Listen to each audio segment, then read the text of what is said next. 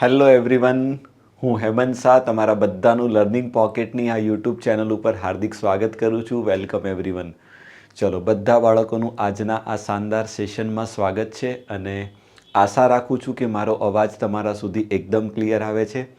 તો એ આશા સાથે આજની આપણે આ સેશનની શુભ શરૂઆત કરીશું. ટૉપિક તમને બધાને ખબર છે કે આપણે લોકો સમાંતર સમગુણોત્તર શ્રેણી ભણીએ છીએ, જેની અંદર પહેલા પાર્ટમાં મેં તમને લોકોને સમાંતર શ્રેણી ઉપર બહુ જ ડિટેલમાં ડિસ્કશન કરેલું અને એના ઉપર આપણે ઘણા બધા પ્રશ્ન કર્યા હતા.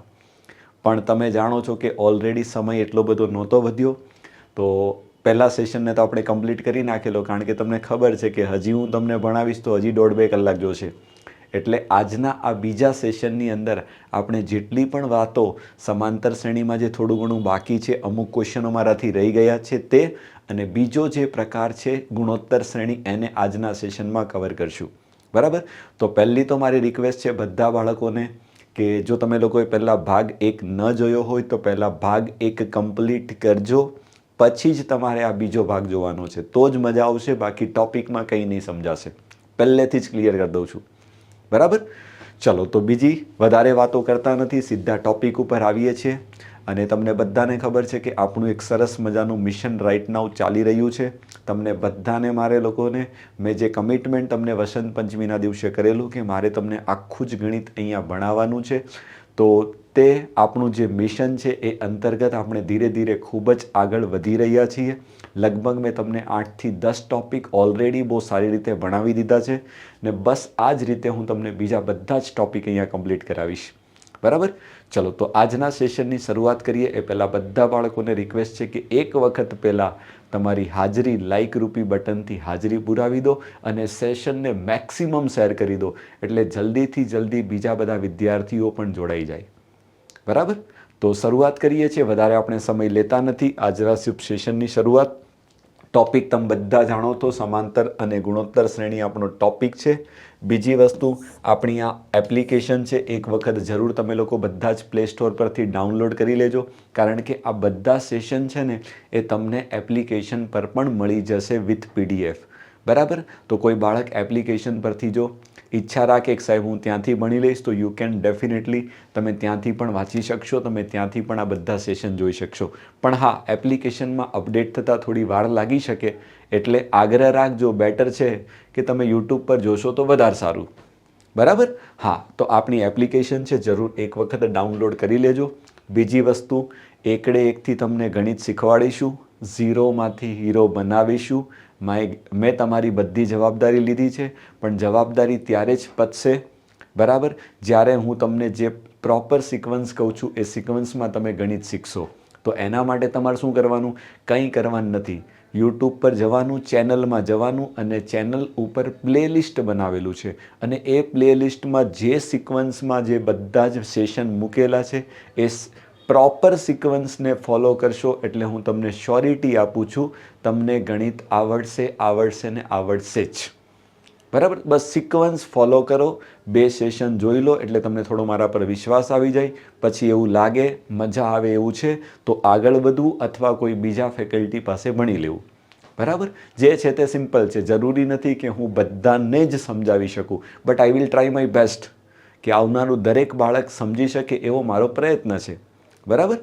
ચલો, તો હવે આપણે વધારે સમય લેતા નથી. આ બધા સેશન એકે એક સેશન ચેનલ ઉપર પડેલા છે, તો તમારે સિક્વન્સમાં જોવાના છે બધું જ. ઇવન ગુણાકાર વગેરે પણ મેં એટલું જ ડિટેલમાં તમને શીખવેલું છે. બરાબર? અને આ આપણું મિશન છે, એનો ભાગ તમે લોકો બની રહ્યા છો. સંપૂર્ણ ગણિત તમારી એક્ઝામ આવશે એ પહેલાં મારે કમ્પ્લીટ કરી દેવાનું છે, એ મારી જવાબદારીમાં છે. બરાબર? અને બીજી વસ્તુ, અત્યાર સુધી આપણા જેટલા પણ સેશન થયા છે બધા સેશનની હું તમારી જોડે PDF શેર કરું છું, હેન્ડ રિટન PDF. ક્યાં મળશે? તો એના માટે તમારે શું કરવાનું છે? Telegram channel. આપણી ટેલિગ્રામ ચેનલ છે કઈ? તો એક સાથે લખજો, ક્યાંય તમારે સ્પેસ નથી આપવાની. Learning pocket GPSC. ક્યાંય તમારે જગ્યા આપવાની નથી. બસ આ ચેનલ છે એને તમે જોઈન કરી લેજો. લગભગ 1200 જેવા મેમ્બર હશે. આજની વાત કરું છું, જ્યારે સેશન બનાવું છું ત્યારની. બરાબર? હા, એને એક વખત તમે લોકો જોઈન કરી લેજો. બરાબર? એટલે બધા જ સેશનની તમને PDF ત્યાં મળી જશે. ઓકે, ચલો તો હવે વધારે સમય લેતા નથી અને વધીએ છીએ. આજનો આપણો ટોપિક સમાંતર સમગુણોત્તર શ્રેણી છે. ઘણા ગુણોત્તર પણ બોલે છે અને ઘણી બધી બુકમાં સમગુણોત્તર પણ લખેલું હોય છે, તો બધું એક જ હોય એટલે એ બાબતે બહુ ટેન્શન નહીં લેતા. બરાબર, અંગ્રેજીમાં કહેશું તો સમાંતર શ્રેણી એટલે કે એરિથમેટિક પ્રોગ્રેશન અને ગુણોત્તર શ્રેણી એટલે જીપી. જીપીનું ફૂલ ફોર્મ થશે જીઓમેટ્રિક પ્રોગ્રેશન. ઓકે, ચલો તો વધીએ છીએ આગળ. નેક્સ્ટની અંદર સૌથી પહેલો પ્રશ્ન આજનો. બરાબર, પહેલાં થોડા જે સમાંતર શ્રેણીના પ્રશ્ન વધ્યા છે ને, મારી ઈચ્છા છે કે પહેલાં એને કમ્પ્લીટ કરી લઈએ અને પછી આપણે લોકો શું કરશું, ગુણોત્તર શ્રેણી તરફ આગળ વધીશું. ઓકે, ચલો જોજો શું કહેવા માંગે છે. 1 અને 300 વચ્ચે 3 અથવા તો 5 વડે વિભાજ્ય હોય. સમજો, કાં તો 3 વડે અથવા તો 5 વડે વિભાજ્ય હોય તેવી કુલ કેટલી સંખ્યાઓ મળે. જોજો, કોની વચ્ચે કીધું છે? 1 અને 300ની વચ્ચે કીધું છે. તો એનો મતલબ 1 અને 300 તમે ગણતરીમાં લેશો નહીં. ધ્યાન રાખજો, વચ્ચે શબ્દ અને સુધી શબ્દમાં ઘણો મોટો ફરક છે. વચ્ચે કે તો 1 અને 300ની વચ્ચેવાળી એટલે બગડાથી લઈને 299 સુધી. પણ સુધી કહેવામાં આવે તો 1 પણ લેવાની અને 300ને પણ તમે ગણતરીમાં લઈ શકો, આવતી હોય તો. બરાબર, તો આમાં વચ્ચે કીધું છે. તો પહેલાં આપણે એક કામ કરીએ, 3 વડે જે વિભાજ્ય હોય તે શોધી નાખીએ, પછી 5 વડે વિભાજ્ય હોય તે શોધી નાખીએ, પછી શું કરીશું, બંનેનો સરવાળો કરી લઈશું. સિમ્પલ લોજિક છે. ચલો તો એક કામ કરો, પહેલાં તો 3 વડે વિભાજ્ય હોય એવી સંખ્યા કેટલી? તો સૌથી પહેલી સંખ્યા આવશે 3, પછી આવશે 6, પછી આવશે 9. તો એ રીતે તમે જશો સિક્વન્સમાં તો સૌથી લાસ્ટમાં કોણ આવશે ખબર? 300ને ન લઈ શકાય તો 300 પહેલાં કોણ આવશે? 297. તો પહેલાં તો તમારે નક્કી કરવું પડશે કે આ સંખ્યાઓ કેટલી છે. હવે શાંતિથી જોવામાં આવે તો આ સમાંતર શ્રેણી છે, તો એ સંખ્યાઓ ગણવા માટે તમારે શું કરવું પડે ખબર? કંઈ કરવાની જરૂર નથી. સમાંતર શ્રેણીના આ કેટલા પદો છે તમારે ગણી લેવા પડે. એટલે તમે જો પહેલાં તો પ્રશ્નને જ્યારે એક્ઝામની અંદર પૂછાય ને ત્યાર તો પહેલાં એ ખબર પડવી જોઈએ કે આ સમાંતર શ્રેણીનો દાખલો છે. કારણ કે આમાં ક્યાંય શ્રેણી વગેરે શબ્દનો ઉપયોગ નથી કર્યો, પણ એટલું ક્લિયર છે કે આવા દાખલાને સોલ્વ કરવા માટે તમારે સમાંતર શ્રેણીનો ઉપયોગ કરવો પડે. વાત સમજાય છે? હા, બસ એ જ સમજવાનું છે. ચલો તો હવે આપણે શું કરીશું, આ 297 કેટલામું પદ છે શોધી લઈએ. તો TNનું સૂત્ર વાપરીએ. ચલો તો TN બરાબર 297 બરાબર કેટલા? એ એટલે કેટલા? 3 વત્તા n-1. જોજો, અને તફાવત કેટલો છે? તો તફાવત તમે કહેશો સાહેબ 3નો છે. ચલો હવે જોજો, ફટાફટ લખવાનો પ્રયત્ન કરીએ છીએ. 297માંથી 3 જશે તો 294 અને 294ને હું 3 વડે ભાગીશ, બરાબર કેટલા આવશે? n-1 આવશે. તો હવે ડાયરેક્ટ લખું છું n બરાબર કેટલા? જોજો, આને 3 વડે ભાગીશું. ચલો 9 તેરી કેટલા થશે? તો તમે કહેશો સાહેબ 27. 2 અને 4 તો 8 તેરી કેટલા થશે? 24 થશે. તો 98માં 1 ઉમેરશું તો n બરાબર 99. તો 1થી લઈને 300માં એવી 99 સંખ્યા હશે જેને તમે 3 વડે ભાગી શકશો. બહુ જ મસ્ત પ્રશ્ન છે, જોજો. એ જ રીતે હવે તમારે શું કરવાનું? તમે કહેશો સાહેબ મજા આવી ગઈ. એ જ રીતે હવે 5 વડે ભાગી શકાય એવી કોણ હોય? તો 5, 10, 15 એવી રીતે છેલ્લે કોણ આવશે? તો છેલ્લે 295 આવશે. 300ને આપણે લેવાની નથી થતી. બરાબર, ચલો તો ફટાફટ અહીંયાથી પણ TNની કિંમત શોધી દઉં. તો TN બરાબર આપણા 295 થશે. બરાબર, બરાબર એ એટલે પાંચડો વત્તા n-1 અને D એટલે તફાવત, કોમન તફાવત કેટલો થશે? 5 જ થશે. આટલી વાત બધાને ક્લિયર છે? તમે કહેશો હા સાહેબ. જો ભાઈ પહેલો ભાગ ભણ્યા હોય ને તો જ આ સમજાય, બાકી ન સમજાય. અને હવે હું થોડો સ્પીડમાં જઈશ કારણ કે બધું જ તમને મેં ડિટેલમાં સમજાવેલું છે. ચલો 295માંથી 5 જશે તો 290. હવે આ 290ને શું કરશું? 5 વડે ભાગી નાખશું. તો this is equal to n-1. તો ખરેખર n બરાબર કેટલા થશે ખબર? તો 290ને 5 વડે ભાગાકાર કરવામાં આવશે તો 55 25 વધે 4 અને 0 58. 58માં 1 ઉમેરશો તો n બરાબર 59. ચલો આટલી વાત બધાને સમજાઈ ગઈ. હવે જોજો શું થશે. હવે આમાં એક સરસ મજાનો લોચો આવશે. લોચો શું આવશે ખબર? 3 વડે વિભાજ્યવાળી સંખ્યા લેશું, 5 વડે વિભાજ્યવાળી પણ લેશું અને બંનેનો સરવાળો કરશું ને તો અમુક સંખ્યા કેવી? ધારો કે હું તમને સમજાવું છું. વિચારજો, 15. કઈ ખબર? 15 સંખ્યા વિચારો. 15 વિશે વિચાર કરો, 30 વિશે વિચાર કરો. આ બંને સંખ્યાઓ, આવી બધી સંખ્યાઓ કેવી છે ખબર? જો તો 15 છે ને આમાં પણ આવશે, 15 આમાં પણ આવશે, 30 આમાં પણ આવશે, 30 આમાં પણ આવશે. તો થશે કેવું કે હું આ બંનેનો સરવાળો કરીશ ને તો અમુક સંખ્યા એવી છે કે જે બંનેમાં રિપીટ થશે. તો મારે સૌથી પહેલાં શું કરવું પડે ખબર?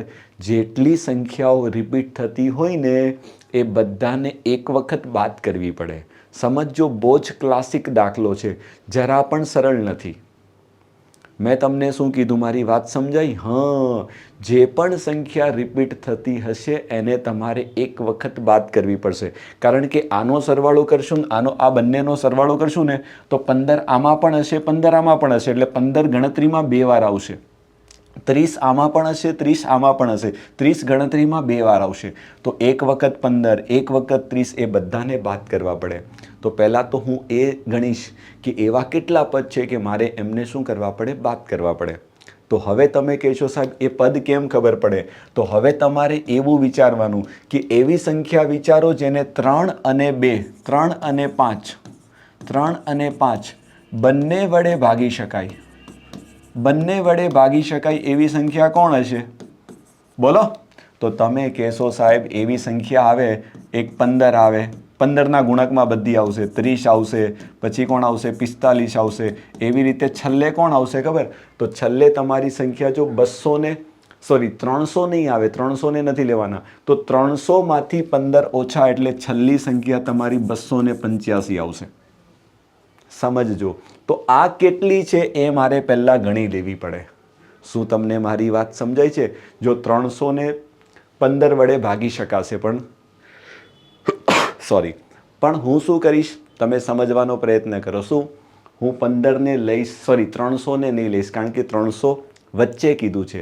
એટલે 300 પહેલાંની સંખ્યા જેને 15 વડે ભાગી શકાય એ 285 હશે. ઓકે, ચલો. તો હવે ફટાફટ આની અંદર હું એનની કિંમત ગણવાનો પાછો પ્રયત્ન કરું છું. જોજો, ટીએન ગણીએ છીએ આના માટે. તો ટીએન બરાબર કેટલા થશે? છેલ્લું પદ 285 છે, બરાબર એ કેટલા છે?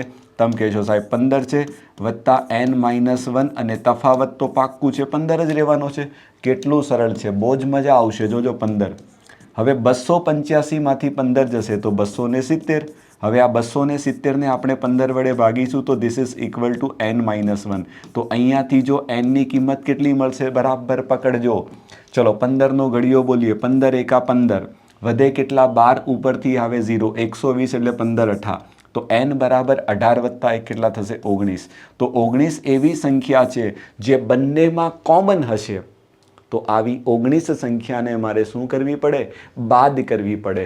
એટલે ફાઇનલી મારો જવાબ કેટલો આવશે ખબર? તો મારો જે જવાબ આવશે તે કેટલો આવશે? 99 છે. એની અંદર હું 59ને ઉમેરીશ અને એમાંથી શું કરવું પડશે? 19 સંખ્યા બંનેમાં કોમન છે, મારે એને બાદ કરી નાખવી પડે. બસ, ફાઇનલી મારો જવાબ રેડી છે. જોજો, 59માંથી 19 જશે તો કેટલા? 40, અને 99માં 40 ઉમેરશો એટલે 139. તમારો સરસ મજાનો જવાબ. સુપર ડુપર ક્વેશ્ચન છે. જરા પણ સરળ નહીં બોલીએ. જે બાળકો ખાલી પોલીસ કોન્સ્ટેબલની તૈયારી કરે છે એ લોકો ટેન્શન ના લે. એ લોકો માટે આટલા લેવલનો પ્રશ્ન એક્ઝામમાં નહીં બનશે. ઇવન મારું માનવું છે કદાચ CCEમાં પણ આટલી ગણતરીવાળા પ્રશ્ન નહીં બનશે. બરાબર, પણ મેં એક લેવલનો તમને સારો પ્રશ્ન કરાવી દીધો. એ લોકો કદાચ એવું પૂછે, આટલું પૂછી શકે કે 1 થી 300 વચ્ચે 3 વડે વિભાજ્ય હોય તેવી સંખ્યા કેટલી? તો આટલો દાખલો તમારો પોલીસ કોન્સ્ટેબલ અથવા CCE લેવલ પર બની શકે. ઓકે, મજા આવી ગઈ. નેક્સ્ટ, બીજો પ્રશ્ન જોઈ લો. આ તમારા માટે પરફેક્ટ પ્રશ્ન છે. 1 થી લઈને 200 સુધીમાં પ્રશ્નને પકડજો. 5થી ભાગી ન શકાય તેવી કેટલી સંખ્યા? ઊંધું કીધું છે. તો આપણે શું કરીશું? 5થી ભાગી ન શકાય એ તો ન મેળવી શકીએ. ઊંધું વિચારો. શું? 5થી ભાગી શકાય તેવી, 5થી ભાગી શકાય તેવી સંખ્યાઓ મેળવી લઈએ. તમે કહો હા સાહેબ એ આરામથી મેળવી શકાશે. ચલો, તો સૌથી પહેલાં કઈ આવશે?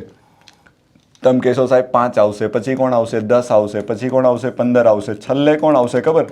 છેલ્લે આવશે 200. 200ને લેશું કારણ શબ્દ છે સુધી.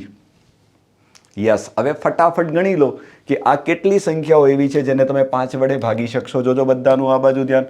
તો TN બરાબર કેટલા? 200 બરાબર કેટલા? 200 છેલ્લું પદ એ બરાબર કેટલા 5 વત્તા n-1 અને ડી કેટલા થશે? તમે કહેશો સાહેબ 5 થશે. આટલી તો વાત બધાને ક્લિયર છે. જોજો આ 5. હવે 200માંથી 5 જશે તો 195. બોલો 200માંથી 5 જાય તો 195. 195 ને 5 વડે ભાગીશું. This is equal to n-1. તો n બરાબર કેટલા થશે? 195 ને 5 વડે ભાગાકાર કરશો ને તો 39 આવશે. ને 39માં 1 ઉમેરશો એટલે 40. એટલે શું થયું ખબર? 1 થી લઈને 200 સુધીમાં એવી કેટલી 40 સંખ્યાઓ છે જેને હું શું કરી શકું? 5 વડે ભાગી શકું. પણ મને તો 5 વડે ભાગી ન શકાય એવી કીધી છે. એટલે ફાઇનલી મારો જવાબ કેટલો આવશે? તો પહેલાં તો મને એમ કહો, 1 થી લઈને 200 સુધીમાં કુલ સંખ્યા કેટલી હોય? તો 1 થી લઈને 200 સુધીમાં કુલ સંખ્યા 200 હોય. તો 200માંથી 40 સંખ્યા એવી છે જેને ભાગી શકાય છે, એ મારે નથી જોતી. તો એમાંથી બાદ કરી નાખવી. તો સાચો જવાબ કેટલો આવશે? 160 તમારો ફાઇનલ જવાબ છે ને? યસ. હવે જો બીજી વસ્તુ મને ખબર છે, ઘણા બધા બાળકો ક્યાંક ભણીને આવ્યા હશે, એ વિચારે છે કે સાહેબ આવું બધું તો ક્યાં કરવાના. હવે ઘણા લોકો શું કરે ખબર? તમારી સંખ્યા 1થી ચાલુ થાય અને 200 સુધી કીધી છે. તો તમને ખબર છે કે કુલ 200 સંખ્યા છે. તો ઘણા શું કરે ખબર? 200 છે ને એને કુલ 200 સંખ્યા છે ને ડાયરેક્ટ 5 વડે ભાગી નાખે તો પણ ચાલશે. તો કુલ એટલી સંખ્યા મળે ખબર? 1 થી લઈને 200માં 5 વડે ભાગી શકાય એવી કેટલી સંખ્યા? એવું તમને કોઈ પૂછે ને તો તમે ડાયરેક્ટ 200 ને 5 વડે ભાગશો તો પણ ચાલશે. 40 સંખ્યા આવશે. આગળના દાખલામાં જો પણ સુધીમાં શબ્દ વાપરેલો હોવો જરૂરી છે, નહીતર ઘણી વખત ખોટું પડી જાય.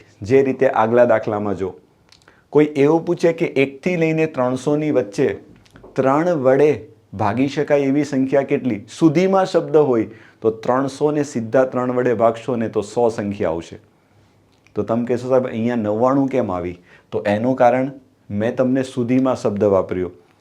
જો વચ્ચે કહેવામાં આવે તો આમ તો 1 થી લઈને 300 સુધીમાં 3 વડે કેટલી સંખ્યા એવી કેટલી સંખ્યા હોય જેને 3 વડે ભાગી શકાય? તો તમે શું કરો? ડાયરેક્ટ 300 ને 3 વડે ભાગશો ને તો તમારો જવાબ 100 આવશે. પણ સુધીમાં કહેવામાં આવે ને ત્યારે, પણ અહીંયા તો વચ્ચે કીધું છે. તો તમારે શું કરવું પડે? જે 300 એક સંખ્યા એવી છે 300 જેને તમારે ગણતરીમાં નથી લેવાની, એટલે 100માંથી 1 બાદ કરવી પડે. આ રીતે વિચારો ને તો પણ 99 જ આવશે. બરાબર? કરી શકાય, કંઈ જ ખોટું નથી, હું ના નથી પાડતો. બરાબર? પણ ક્યારેક એમાં શું છે, ઓલું વિચારવામાં કદાચ ક્યાંક મિસમેચ થશે ને તો ભૂલ પડવાની શક્યતા ખરી. સિસ્ટમથી જશો 20 સેકન્ડ વધારે જશે પણ જવાબ આવવાની 101% શ્યોરિટી અને ઓથેન્ટિકેટ આન્સર આવશે. ક્યારેય લોચો નહીં આવે. બરાબર? બાકી ચોઈસ તમારી છે, હું ના નથી પાડતો, ખોટું નથી. ઓકે, ચલો સરસ. તમે સમજી ગયા what I want to say. મારું કહેવાનો મતલબ, મારો ભાવાર્થ તમે સમજી ગયા, હે ને? ચલો, વેરી ગુડ. આવીએ હજી એક આવો સરસ મજાનો પ્રશ્ન છે. પાછો સમાંતર શ્રેણી છે. જોજો શું કહે છે. સમાંતર શ્રેણી છે 200, 196, 192નું કયું પદ 0 થશે? જો મસ્ત સંખ્યા છે. આ પૂછાઈ ગયેલો પ્રશ્ન છે ગૌણ સેવા પસંદગી મંડળમાં. 196, 192. હવે આને ઘટાડતા છેલ્લું પદ છે ને 0 થવું જોઈએ. તો આ કયા નંબરનું પદ છે એવું તમારે શોધવાનું છે. તો ડાયરેક્ટલી શોધી લઈએ TNની મદદથી. ચલો, ડન. મજા આવશે. બોલો, TN છેલ્લું પદ તમારું કયું છે? 0. તો એ 0 બરાબર A બરાબર કેટલા? 200 વત્તા કેટલા? N ઓછા 1 ગુણ્યા D કેટલો થશે? તો 196માંથી 200 જશે તો D તમારો ઓછા 4 આવશે. ધ્યાન રાખજો. ક્લિયર? ચલો, તો હવે એક કામ કરીએ. આ ઓછાવાળું આખું પદ છે ને એને સામે લઈ લઈએ તો વત્તાવાળું થઈ જાય. તો 4 કૌંસમાં કેટલા થશે? N ઓછા 1. ધ્યાન રાખજો. બરાબર? અને સામે આ 200 ને એઝ ઇટ ઇઝ રવા દઈએ. બોલો, આ 4 200 વડે ભગાશે એટલે N ઓછા 1 બરાબર 50 થશે. તો N બરાબર કેટલા થશે? 50 વત્તા 1 51 થશે. જોજો, ધ્યાન રાખજો. 51 ઇઝ ધ ફાઇનલ આન્સર. કુલ કેટલા? 51 પદ હશે. ઘણા ભૂલ શું કરે? 0 થી લઈને 200 સુધીમાં હોય, 4 વડે ભાગી શકાય એટલે શું કરે ખબર? 200 ને 4 વડે ભાગીને ડાયરેક્ટ બોલે સાહેબ 50 પદ હોય. ભૂલ કરશો. 50 જવાબમાં આપ્યો છે જે ખોટો જવાબ છે. એટલે કહું છું, હે ને, જે મેં તમને આગળની રીત સમજાવી ને એમાં ઘણી વખત શું છે, ભૂલ પડવાની શક્યતા ખરી. એટલે આપણે સિસ્ટમથી ચાલીશું. 2 સ્ટેપ થોડા વધારે લખવાના થશે પણ જવાબ એનાથી ક્યારેય ખોટો નહીં આવે, હે ને? યસ, મજા આવી ગઈ. આટલી વાત બધા જ વિદ્યાર્થીઓને બહુ જ સારી રીતે સમજાઈ ગઈ છે. અને ક્યારે સમજાશે એના માટે તમે પહેલો લેક્ચર બહુ જ સારી રીતે જોયો હોય, હે ને? હા, ચલો હજી આના જેવી એક સરસ મજાની સંખ્યા છે, સરસ મજાનો સવાલ છે. જોજો, વાંચો. અગેન સમાંતર શ્રેણી છે, બિલકુલ ડરવાની જરૂર નથી, એકદમ સરળ છે. વાંચો. 400 અને 1000 વચ્ચે કેટલા વડે? 7 વડે વિભાજ્ય હોય તેવી કુલ કેટલી સંખ્યા છે? જોજો, ધ્યાન રાખજો. 7 વડે વિભાજ્ય. ચલો, તો પહેલા 400 અને 1000ની વચ્ચે લેવાની છે. તો 400થી મોટી 7 વડે વિભાજ્ય સંખ્યા કઈ હશે સૌથી પહેલી? તો એ નક્કી કરવા માટે 400ને 7 વડે ભાગવું પડે ભાઈ. એટલા તો ઇન્ટેલિજન્ટ આપણે નથી કે 400થી મોટી સૌથી નજીકની કઈ સંખ્યા હશે જેને 7 વડે ભાગી શકાય. તો હું 7 વડે ફટાફટ ભાગું છું. જોજો, 7 પંચા 35, વધશે કેટલા? 5, ઉપરથી આવશે 0, 7 7 49, વધશે કેટલા? 1. એટલે એનો મતલબ એવો થયો કે જો 400ને હું 7 વડે ભાગું તો મારી શેષ કેટલી વધે છે? 1 વધે છે. એટલે 400 કેવી છે? 7 વડે 400ને 7 વડે નિશેષ ભાગી શકાય નહીં. હવે લોચો ક્યાં છે? છેલ્લે શેષ 1 વધે છે. તો જો અહીંયા શેષ 0 વધે તો મારું કામ થઈ જાય. તો હું શું કરીશ? તો આની અંદર જો 6 ઉમેરી દઉં તો અહીંયા કેટલા થઈ જાય? 7 થઈ જાય. તો 7ને 7 વડે ભાગી શકાય. તો તમારી સૌથી પહેલી સંખ્યા જો નીચે 6 ઉમેરો તો ઉપર પણ 6 ઉમેરવું પડે. તો તમારી સૌથી પહેલી સંખ્યા કઈ હશે જેને તમે 7 વડે ભાગી શકો? તો તમે કહેશો સાહેબ 406 હશે. સમજાય છે? હા, સૌથી પહેલી સંખ્યા 400થી મોટી જેને તમે 7 વડે નિશેષ ભાગી શકો એ કોણ હશે? 406 હશે. સૌથી પહેલાં તો તમને આ આવડે એ બહુ જરૂરી છે. બહુ જ સરળ છે. શાંતિથી તમારે ભાગાકાર કરવાનો. ભાગાકાર કર્યા પછી શેષ કેટલી વધે? 1 વધે. એનો મતલબ એવો થયો કે અહીંયા શેષ મારે 0 વધારવી હોય તો પાક્કું છે કે 400માં ઉમેરવા પડે. તમે કહો સાહેબ બાદ કરો તો ન ચાલે? જો બાદ કરવામાં આવે તો મારી સંખ્યા છે ને એ 400થી નાની થઈ જાય. પણ મારે તો 400થી મોટી જોઈએ ને, એટલે ઉમેરવાના. તો આ એકડો જે છે એમાં હું કેટલા ઉમેરું? તો 7 વડે ભાગી શકાય. તો તમે કહો સાહેબ 6 ઉમેરો. તો આમાં 6 ઉમેરીશું તો ફાઇનલી મારી સંખ્યામાં પણ 6 ઉમેરવા પડે. એટલે અહીંયા 400ની જગ્યાએ જો તમે 406 મૂકીને 7 વડે ભાગશો ને તો ભાગી શકાશે. જો એકવાર ચેક કરો. હવે જો હું આવું નથી કરવાનો. જોજો, 7 પંચા કેટલા? 35, વધે કેટલા? 5, ઉપરથી આવે 6, 56. 56ને 7 વડે ભાગી શકાય. 7 અઠા 56. એ રીતે. ઓકે, મજા આવી ગઈ. ચલો, 406 હશે. એના પછીની નેક્સ્ટ સંખ્યા કઈ હશે ખબર? 413 હશે. આવી રીતે ચાલ્યા જશે. ચલો, હવે હું શું કરીશ? તો લાસ્ટમાં કઈ સંખ્યા છે? 1000. તો હવે આપણને ખબર નથી ને 1000 7 વડે જશે કે કેમ. તો એના માટે હું શું કરીશ? છેલ્લે કઈ સંખ્યા એવી આવશે જેને 7 વડે ભાગી શકાય? તો સેમ પ્રોસેસ મારે અહીંયા પણ કરવી પડશે. જોજો, 7 એકા 7, વધે કેટલા? 3, ઉપરથી આવશે 0, 7 ચોક કેટલા? 28, વધે કેટલા? 2, ઉપરથી આવશે 0, કેટલા? 7 દુ 14, વધે કેટલા? 6. એનો મતલબ એવો થયો કે જો હું 1000ને 7 વડે ભાગવાનો પ્રયત્ન કરું છું ને તો છેલ્લે મારી શેષ કેટલી વધે છે? 6 વધે છે. તો હવે હું શું કરીશ? તો આમાં ઊંધું કરવું પડશે. જો 6માં 1 ઉમેરીશું તો 7 વડે વિભાજ્ય તો થઈ જશે, પણ મારી સંખ્યા 1000 કરતાં મોટી થઈ જશે.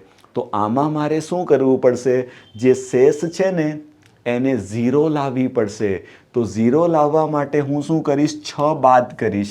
શું કરીશ? 6 બાદ કરીશ. જો અહીંયાથી 6 બાદ કરશું તો મારી સંખ્યા પણ 6 બાદ થશે. તો 1000માંથી 6 બાદ કરશું તો કેટલા આવશે? તો તમે કહેશો સાહેબ 994 આવશે. સમજાય છે? તમે કદાચ 1 ઉમેરશો તો 1000ને 1 આવશે, પણ 1000ને 7 વડે ભાગી તો શકાય પણ એને લઈ ન શકાય, કારણ કે આપણી સંખ્યા તો 400 અને 1000ની વચ્ચે હોવી જોઈએ. તો કદાચ માનો તમે લખી પણ દીધું 1000ને 1 સપોઝ, તો એના કરતાં નાની કઈ આવશે? તો એમાંથી તમારે 7 બાદ કરી નાખવાના. તો 1000ને 1માંથી 7 બાદ કરશો ને તો પણ 994 જ આવશે. વાત સમજાય છે? એટલે એ બાબતે બહુ ટેન્શન લેવું નહીં. મજા આવી ગઈ. બસ પતી ગયું. હવે આ કુલ કેટલા પદો છે તમારે ગણી નાખવાના. ચલો તો સૌથી પહેલાં TN. ચલો TN બરાબર જોજો કેટલા 994 બરાબર કેટલા એ એટલે 406 વત્તા n-1 અને ડીની કિંમત કેટલી છે તો 7 થશે કારણ કે આ બધા પદનો તફાવત 7-7નો થશે. ચલો બધાનું આ બાજુ ધ્યાન. હવે શું કરીએ 994માંથી 406ની બાદબાકી કરો તો જો 94માંથી 6 જશે તો ડાયરેક્ટ લખું છું 88 બરાબર અને 9માંથી 4 જશે તો 588. એને આપણે 7 વડે ભાગીશું. This is equal to n-1. તો n બરાબર કેટલા આવશે જોઈ લેજો. ડાયરેક્ટ લખીશું. ચલો 7 વડે ભાગું. જોજો 7 વડે ભાગીએ 7 8 56 વધે કેટલા 2 ઉપરથી આવે 8 28 એટલે 7 ચોક 28 તો 84માં 1 ઉમેરી દેશું તો જવાબ કેટલો આવશે 85. સુપર્બ પ્રશ્ન છે. 85. બોલો ક્લિયર. હવે તમને થોડો કોન્ફિડન્સ આવી ગયો હશે. આ રીતના પ્રશ્ન એક્ઝામમાં બની શકે. Okay done. વાહ મજા આવી ગઈ. આટલું બધાને ક્લિયર છે બહુ જ સારી રીતે. ચલો હવે વધીએ છીએ. હજી પણ એના કરતાં એક મસ્ત પ્રશ્ન આવે છે. જોજો સમજજો. સમાંતર શ્રેણીના n પદોના સરવાળાનું સૂત્ર આપી દીધું છે Sn. કેટલું આપ્યું છે તો Sn બરાબર છે 2n² વત્તા કેટલા 3n. તો તમને પ્રશ્નમાં શું કીધું છે ડી એટલે કે તમારે તફાવત શોધવાનો છે.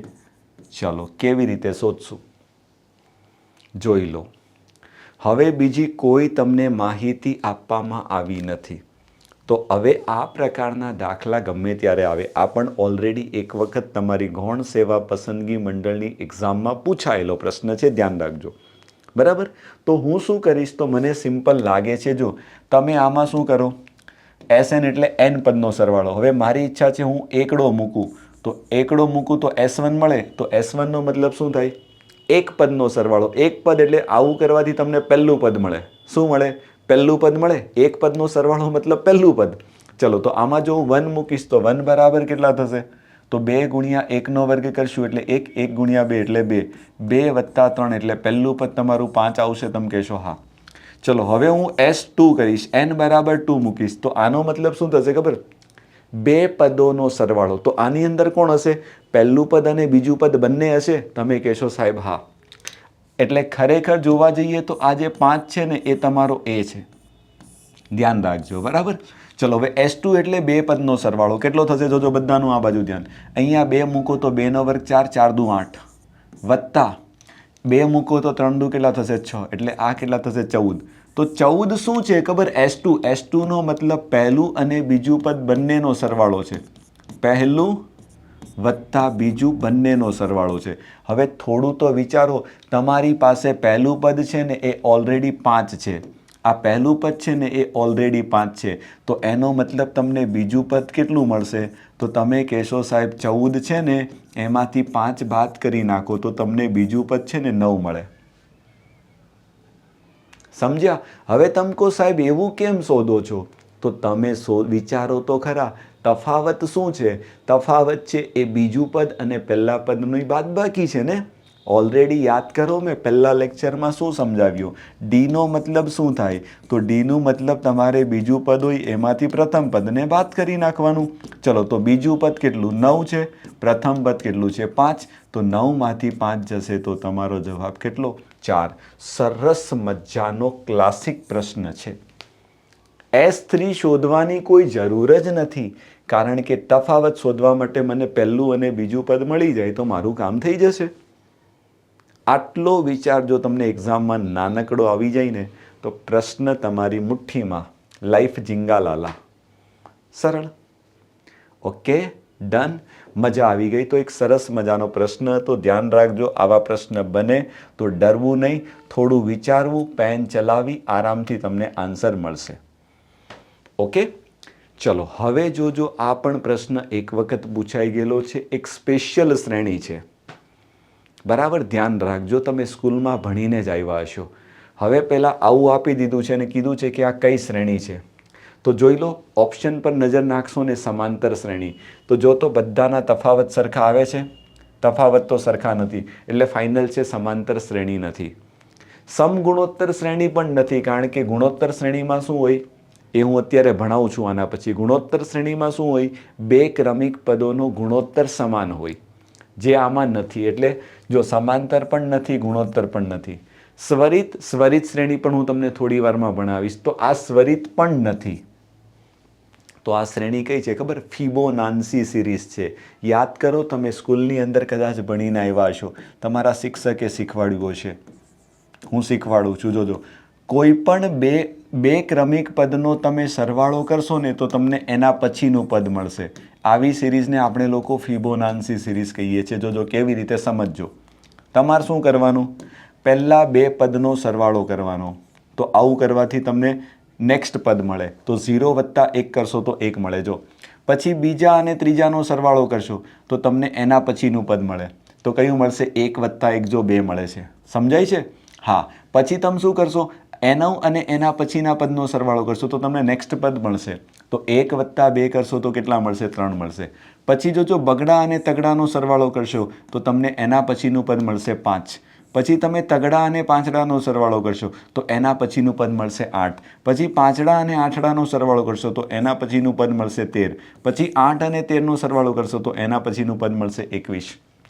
એટલે બે પદોનો સરવાળો કરશો એટલે નેક્સ્ટ પદ, એના પછીના બેનો સરવાળો કરશો એટલે નેક્સ્ટ પદ, એના પછીના બેનો સરવાળો કરશો એટલે નેક્સ્ટ પદ. તો આવી જે સિક્વન્સ હોય છે ને એને આપણે લોકો ફિબોનાન્સી સિક્વન્સ એટલે કે ફિબોનાન્સી સિરીઝ તરીકે ઓળખીએ છીએ. અંગ્રેજીમાં શબ્દ છે, અથવા તો તમે ગુજરાતીમાં આને ફિબોનાકી સિરીઝ, ફિબોનાકી શ્રેણી એવું કહો છો.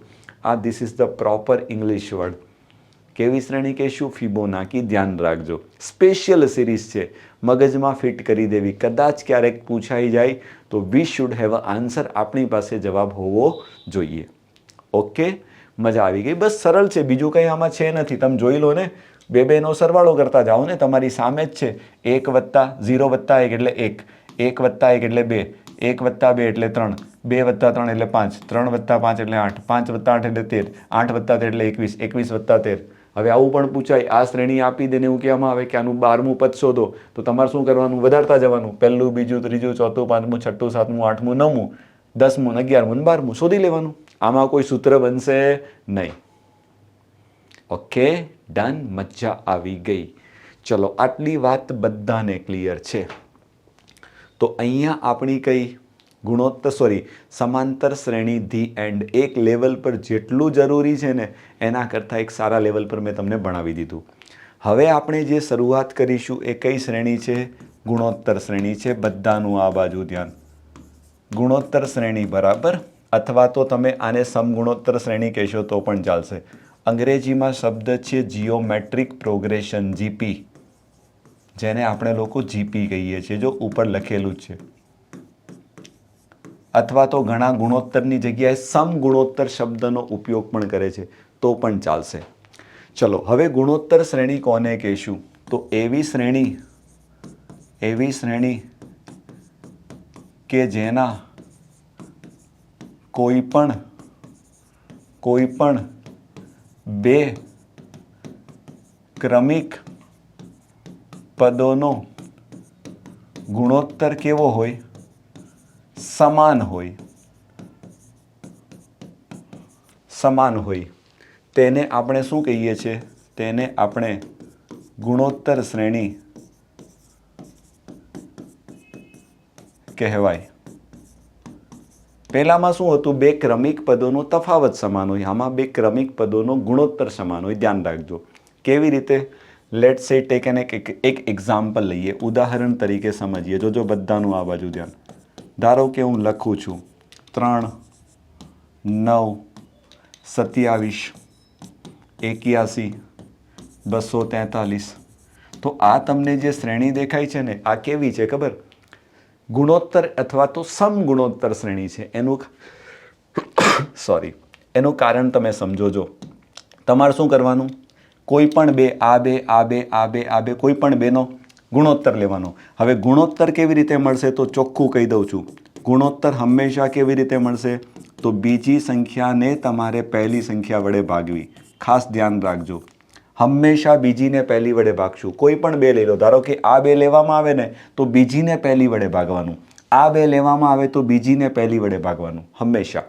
જેવી રીતે તફાવતમાં કેવું હતું, બીજી માઇનસ પહેલી, એવું જ અહીંયા બીજીના છેદમાં પહેલી. તો તમે જોઈ શકો, અહીંયા સમજવાનો પ્રયત્ન કરો. અને જે ગુણોત્તર હશે ને એને આપણે લોકો આર વડે દર્શાવીશું.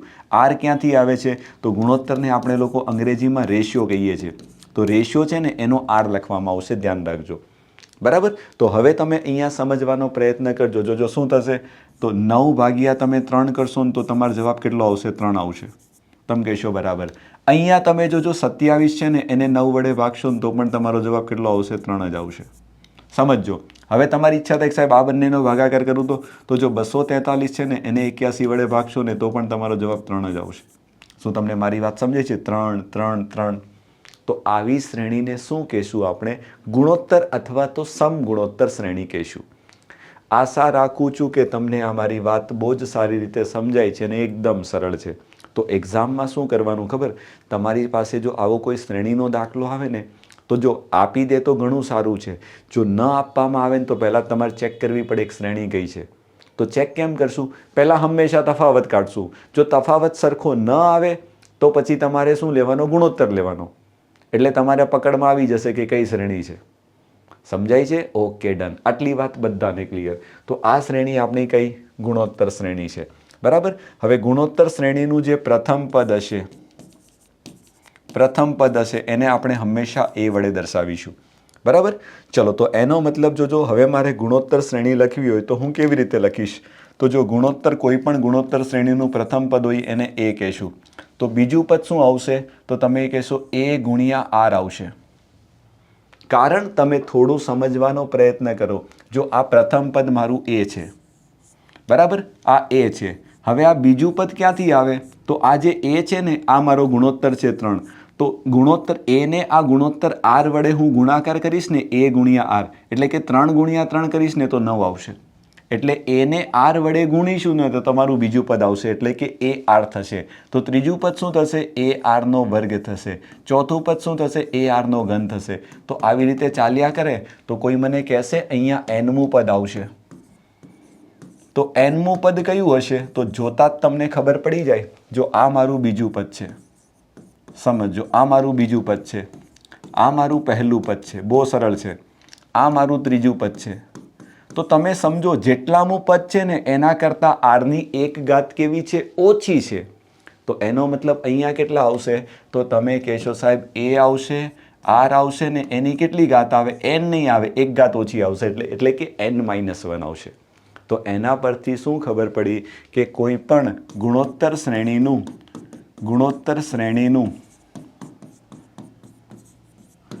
nમું પદ શોધવા માટેનું સૂત્ર છે. કયું? તો તમે બધાને આવડી ગયું. હવે કયું સૂત્રનો ઉપયોગ કરીશું? તો તમે કહેશો સાહેબ એના માટેનું સૂત્ર થશે tn. પહેલામાં tn છે તો આમાં પણ tn જ વપરાશે. તો tn બરાબર a ની કેટલી ઘાત? a ગુણ્યા r ની n-1 ઘાત. આ સૂત્રની મદદથી તમે શું કરી શકશો?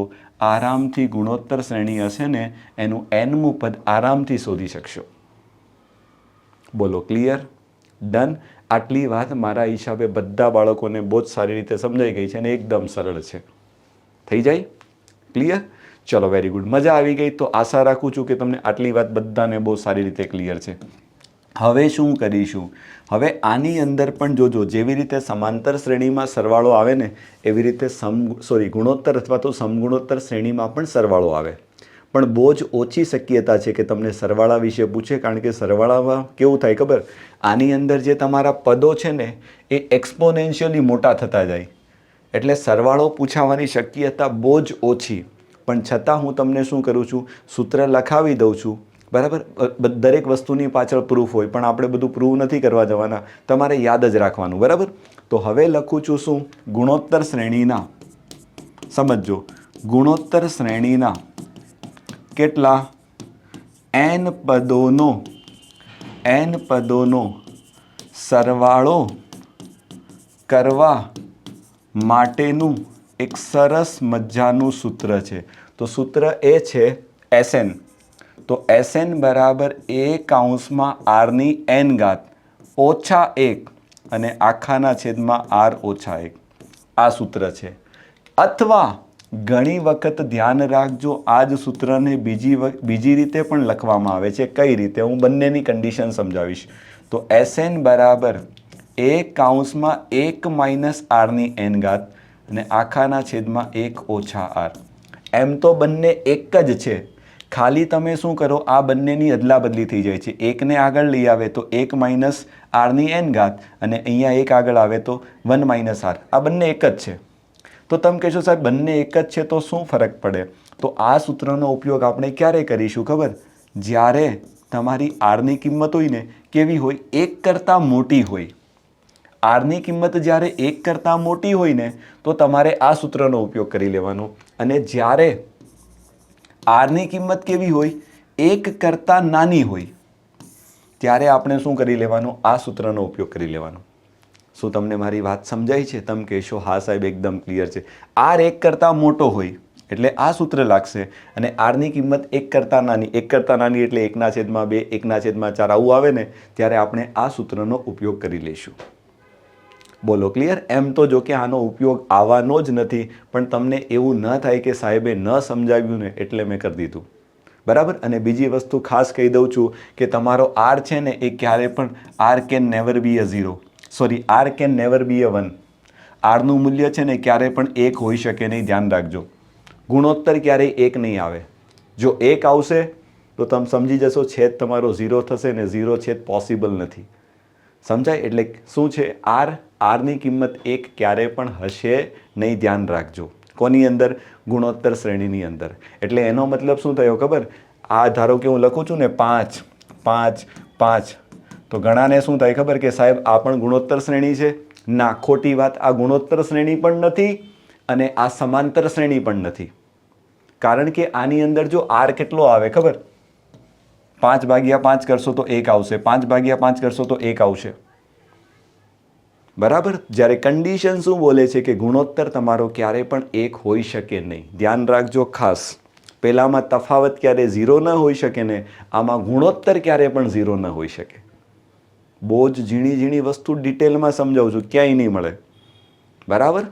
મજા આવે તો એક વખત સેશનને શેર કરજો અને હાજરી પૂરવાનું નહીં ભૂલતા. હે ને? મજા જ આવે છે. ચલો, આટલી વાત બધાને ક્લિયર છે. તો હવે વધીએ થોડા આગળ. બરાબર? હજી આમાં 1-2 વસ્તુ છે જોડે જોડે હું તમને સમજાવી દઉં, જોઈ લેજો. વસ્તુ કઈ સમજાવવાની છે ખબર? હવે આની અંદર આવશે ગુણોત્તર મધ્યક. ગુણોત્તર મધ્યક. ગુણોત્તર મધ્યક છે ને એને આપણે લોકો જીઓમેટ્રિક મીન તરીકે દર્શાવીએ છીએ, જેને આપણે શોર્ટમાં GM બોલીએ છીએ. ગુડ મોર્નિંગનો GM નથી હો, ધ્યાન રાખજો. GM એટલે કે જીઓમેટ્રિક મીન વડે દર્શાવીએ છીએ. હવે જો ગુણોત્તર મધ્યક કેવી રીતે મળશે? તો ધારો કે કોઈ બે સંખ્યા લઈ લઈએ, A અને B. A અને B નો જો તમારે ગુણોત્તર મધ્યક શોધવો હોય તો એકદમ સરળ છે. કેવી રીતે મળશે? તો તમારે કંઈ કરવાનું નથી, એ બંને સંખ્યાનો ગુણાકાર કરીને તમારે એમનું વર્ગમૂળ લઈ લેવાનું. તો બે સંખ્યા A અને B નો ગુણોત્તર મધ્યક કેવી રીતે મળશે? તો બંનેનો ગુણાકાર કરીને તમારે વર્ગમૂળ લઈ લેવાનું. આ સૂત્ર યાદ કરી લેજો. બરાબર? ક્યાંથી આવે? તો એનું કારણ જો દરેક વસ્તુની પાછળ પ્રૂફ છે, સિમ્પલ ડેરિવેશન છે, પણ મેં કીધું જવા દો ને, છોટું ક્યાં સમજવાના, બહુ સરળ સિમ્પલ ડેફિનેશન છે. બરાબર? જેવી રીતે યાદ કરો, મેં તમને લોકોને સમાંતર મધ્યક માટે પણ સૂત્ર આપેલું. સમાંતર મધ્યક વખતે એવું કીધેલું કે સમાંતર મધ્યકનો મતલબ થાય છે સરેરાશ. તો A અને B નો સમાંતર મધ્યક કેમ મેળવતા હતા? યાદ છે? A + B / 2. જ્યારે ગુણોત્તર મધ્યક કેમ મળશે? A × B અને આખાનું વર્ગમૂળ. બોલો ક્લિયર? ડન? આટલી વાત બધાને ક્લિયર છે. ઓકે, ચલો હવે જોડે જોડે મારી ઈચ્છા એક એવી પણ છે, તમને એક નાનકડી નવી વસ્તુ સમજાવી દઉં, જોઈ લેજો. એ તમારા સિલેબસનો પાર્ટ નથી, પણ આગળ જઈને ઘણી વખત ગૌણ સેવા પસંદગી મંડળના જે પેપરો છે ને, જૂના વર્ષના પેપરો, એની અંદર આના પરથી હારું પ્રશ્ન પૂછી લીધા છે. બરાબર? એટલે મારી ઈચ્છા કે સમજાવી જ દઉં. એક આવે છે તમારી સ્વરિત શ્રેણી. ધ્યાન રાખજો, સ્વરિત શ્રેણી, જેને આપણે લોકો અંગ્રેજીમાં કહીએ છીએ હાર્મોનિક પ્રોગ્રેશન. શું કહીએ છીએ? Harmonic progression. ક્યાંય મળશે નહીં કોઈ બુકમાં. આપણે લખીએ છીએ જેને HP વડે દર્શાવીએ છીએ. કોના વડે? HP, harmonic progression. ધ્યાન રાખજો. હવે તમે કહેશો સાહેબ આ કેવી હોય સ્વરિત શ્રેણી? તો સ્વરિત શ્રેણી તમને ક્યારે મળે? તો જ્યારે સમગુણોત્તર ક્યાં? સમાંતર. જ્યારે સમાંતર શ્રેણીમાં રહેલા પદોનો વ્યસ્ત કરવામાં આવે તો મળતી શ્રેણીને આપણે લોકો શું કહીએ છીએ ખબર? સ્વરિત શ્રેણી કહીએ છીએ. શું કહીએ છીએ? સ્વરિત શ્રેણી કહેવાય. તમે કહેશો સાહેબ આમાં તો કેમ મજા આવે? ઉદાહરણ કંઈક આપો તો મોજ આવે. ચલો ધારો કે ઉદાહરણ તરીકે હું લખું છું. બધાનું આ બાજુ ધ્યાન જોજો. ધારો કે પહેલાં તો એક સમાંતર શ્રેણી લખું છું. જોજો. ધારો કે લખીએ છીએ 3, 6, 9, 12, 15. આ સમાંતર શ્રેણી છે. ઓકે. હવે તમારે શું કરવાનું? સમાંતર શ્રેણીમાં જે પદ દેખાય છે ને એને તમારે શું કરવાના? વ્યસ્ત કરી દેવાના. તો વ્યસ્ત કરી દેવાથી જે શ્રેણી મળે ને એને સ્વરિત શ્રેણી કહેવાય. તો 1/3, 1/6, 1/9, 1/12. તો આ જે તમને શ્રેણી મળશે ને, યસ, આને શું કહેવાય? સ્વરિત શ્રેણી કહેવાય. એટલે ઊંધું. સમાંતર શ્રેણીનો વ્યસ્ત કરશો તો સ્વરિત શ્રેણી મળશે, અને સ્વરિત શ્રેણી આપી હોય તો એનો વ્યસ્ત કરવામાં આવે તો તમને શું મળે? સમાંતર શ્રેણી મળે. બહુ જ સરળ છે. એટલે મેં કીધું સમજાવી દઉં શા માટે છોડીએ. ચલો આટલી વાત બધાને ક્લિયર? Okay, done. ચલો હવે જો એક્ઝામિનર ઘણી વખત આવું કરી શકે, વ્રસ્ટ સિનારીઓની વાત કરીએ છીએ, હું નેક્સ્ટ પેજ ઉપર લઈ જાઉં તમને. જોજો. આપી દેવામાં આવે એક સ્વરિત શ્રેણી આપે. ધારો કે એક સ્વરિત શ્રેણી લખે છે 1/5, 1/9, 1/13, ને એવું કહેવામાં આવે કે આ શ્રેણીનું 15મું પદ શોધો. કેવું પદ શોધો? 15મું પદ શોધો. જોજો, કદાચ ન કરે નારાયણને પૂછી લે તો તમે શું કરશો? તો જો આના માટે બહુ જ સરળ છે. સ્વરિત શ્રેણીનું nમું પદ શોધવું હોય ને તો તમારે શું કરવાનું ખબર? સમાંતર શ્રેણી જે તમે શું કરશો ખબર? આને વ્યસ્ત કરી નાખો એટલે તમને સમાંતર શ્રેણી મળે. તો સમાંતર શ્રેણી શું થાય? તો તમે કહેશો સાહેબ આની સમાંતર શ્રેણી છે ને કઈ થશે? તો 5 થશે, 9 થશે, 13 થશે. આ હશે. તો તમે શું કરો? સમાંતર શ્રેણીનું 15મું પદ પહેલાં શોધી નાખો, કારણ કે એ આપણને આવડે છે TN વાળું સૂત્ર વાપરીને. ને પછી જે જવાબ આવે ને એમનો તમારે વ્યસ્ત કરી નાખવાનો. સમજ્યા? એટલે કોઈ સૂત્ર નથી, ખાલી યાદ રાખવાનું. સમાંતર શ્રેણીનું જો nમું પદ શોધતા આવડે ને તો સ્વરિત શ્રેણીનું nમું પદ શોધતા તમને આવડે જ. શું તમને મારી વાત સમજાય છે? હું શું કહેવા માંગુ છું? યા. તો તમે શું કરો? આ સમાંતર શ્રેણી છે ને એનું 15મું પદ મેળવી લો. ચલો T15. જોજો બધાનું આ બાજુ ધ્યાન. કેવી રીતે મળશે? A એટલે 5 વત્તા 15માંથી 1 જશે તો 14, n-1. અને D કેટલો થશે? તમે કહેશો 4. તો 14 ચોક 56, 56માં 5 ઉમેરશો એટલે 61. તો આ 15મું પદ કોનું મળ્યું? સમાંતર શ્રેણીનું મળ્યું. તો માટે હવે શું લખાય? તો તમે કહેશો માટે સાહેબ હવે શું લખાશે? સ્વરિત શ્રેણીનું કયું પદ? 15મું પદ. કયું હશે? તો તમારે આનો વ્યસ્ત લઈ લેવાનું એટલે 1/61. Okay, done, clear. તો બધાને મારી વાત બહુ જ સારી રીતે સમજાઈ ગઈ છે. ધ્યાન રાખજો, આ તમને એક્સ્ટ્રા વસ્તુઓ સમજાવવાનો પ્રયત્ન કરું છું. બરાબર? ચલો હવે તમે કહેશો સાહેબ સ્વરિત શ્રેણીમાં n પદોનો સરવાળો ક્યારેય નહીં પૂછે. એનું કારણ એટલું બધું ગંદુ સૂત્ર છે જેની અંદર લોગનો ઉપયોગ કરવો પડે. લોગ ટેબલ સિલેબસમાં ક્યાંય નથી. બરાબર? એટલે સરવાળાની તમારે આશા રાખવાની જરૂર નથી. પણ એક આની અંદર હજી એક વસ્તુ મારે તમને જે સમજાવી છે ને એ સમજાવી દઉં. સ્વરિત મધ્યક જેને આપણે લોકો અંગ્રેજીમાં શું કહીએ છીએ? હાર્મોનિક મીન કહીએ છીએ. Harmonic mean. ધ્યાન રાખજો. શોર્ટમાં કહીએ તો HM. શું કહીએ? HM. તો બે સંખ્યા A અને B, ધ્યાન રાખજો, A અને B નો જો તમારે સ્વરિત મધ્યક શોધવો હોય તો A અને B નો સ્વરિત મધ્યક શોધવા માટેનું એક સરસ મજાનું સૂત્ર છે 2ab છેદમાં a વત્તા b. આ સૂત્રની મદદથી તમે શું કરી શકશો? ત્વરિત મધ્યક શોધી શકશો. બોલો, ક્લિયર છે? ડન. આશા રાખું છું તમને આ મારી વાત બહુ સારી રીતે સમજાઈ ગઈ છે. થઈ જાય ક્લિયર? ઓકે, તો આ તમારું શું છે? ત્વરિત મધ્યક શોધવાનું સૂત્ર છે. This is equal to nothing, this is equal to HM. Okay, done done done done. બસ આટલી વસ્તુ મારે તમને સમજાવવાની છે, એટલે અહીંયા આપણો આ ટોપિક પૂરો. બીજું આમાં કંઈ જ નથી. બરાબર? હા, બીજી વસ્તુ જોજો, અહીંયાથી મારે તમને એક સરસ મજાનો સંબંધ સમજાવવાનો છે, એ પણ સમજાવી જ દઉં જોડે જોડે, એટલે કામ પતે. જોજો, જગ્યા છે મારી પાસે. બધાનું આ બાજુ ધ્યાન. એક આવે છે સમાંતર મધ્યક. સમાંતર મધ્યકને આપણે લોકો શું કહેતા હતા? યાદ કરો, AM, એરિથમેટિક મીન. પછી એક આવશે ગુણોત્તર મધ્યક, જે મેં તમને અત્યારે થોડી વાર પહેલાં સમજાવ્યું. ગુણોત્તર મધ્યક, જેને આપણે લોકો GM કહીએ છીએ, ગુડ મોર્નિંગનો GM. બરાબર? અને ત્રીજો આવશે તે ત્વરિત મધ્યક. સમજો, ત્રણે ત્રણ વચ્ચે સરસ મજાનો સંબંધ છે. ત્વરિત મધ્યક આપણો કેટલો થશે ખબર? HM. ઓકે, ચલો હવે મને કહેજો AM નું સૂત્ર શું છે? તો AM મેળવવાનું સૂત્ર તમે બધા જાણો છો, a વત્તા b ના છેદમાં 2 છે. યાદ કરો. પછી GM નું સૂત્ર અત્યારે મેં તમને સમજાવ્યું. શું સમજાવ્યું? વર્ગમૂળની અંદર a ગુણ્યા b છે. અને પછી HM નું સૂત્ર અત્યારે મેં તમને શું આપ્યું ખબર? તો તમે કહેશો સાહેબ 2ab ના છેદમાં a વત્તા b. આવું એક સરસ મજાનું સૂત્ર તમને મેં આપ્યું છે. જોજો, સમજજો, બહુ સિમ્પલ છે. બધાની વચ્ચે એકદમ સરળ સંબંધ છે. હવે તો હું શું કરું છું ખબર? AM છે ને, એનો ગુણાકાર કરું છું કોની વડે? HM વડે. જોજો, સમજજો. તો શું થશે ખબર? a વત્તા b ના છેદમાં b, અને છેદમાં કેટલા થશે ખબર? 2ab ના, સોરી, ગુણાકારમાં કેટલા થશે? 2ab ના છેદમાં a વત્તા b થશે. ચલો, આ બંનેનો ગુણાકાર કરું તો એક સરસ મજાનો મને ફાયદો થયો. જો, બગડો કેન્સલ થઈ ગયો, અને a વત્તા b પણ કેન્સલ થઈ ગયા. તો આ કેટલા આવ્યા? ab આવ્યા. અને ખરેખર જોવામાં આવે ને તો AB શું છે ખબર? તો તમે અહીંયાથી વિચારો, AB તમારા શું થશે?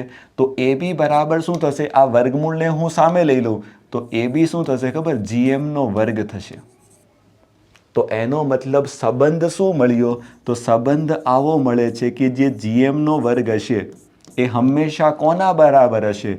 તો AM ગુણ્યા HM બરાબર હશે. સરસ મજાનો સંબંધ જો મેં તમને પ્રૂવ કરીને આપ્યો છે, પ્રૂફ પણ આપી દીધું. સિમ્પલ પ્રૂફ છે, સમજી શકાય, સમય નથી લાગતો એટલે કહી દીધું, બાકી નહીં સમજાવતે.